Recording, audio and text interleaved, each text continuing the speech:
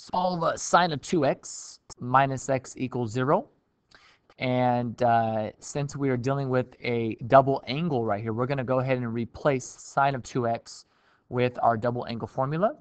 Okay, so you might want to just have that there in front of you. So this guy right here, we're going to replace with 2 sine of x cosine of x. And it's going to help us very much here, as you'll see.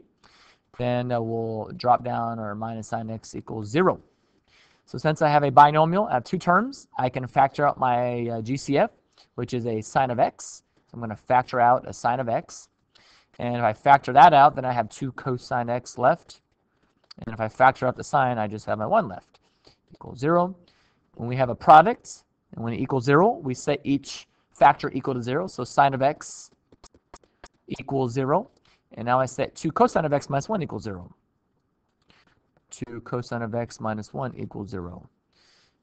All right, so sine of 1 equals 0. Well, those are 2 values at, let's see, 0 and pi. Add 1, divide by 2, so cosine of what equals a half? Well, there's 2 values on the unit circle that give us a half, and that is at pi over 3 and, let's see, 1, 2, 3, 4, 5 pi over 3.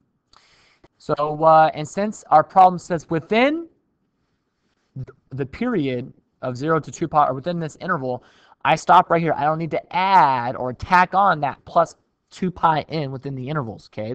So we have 4 answers, 0, pi, pi over 3, and 5 pi over 3.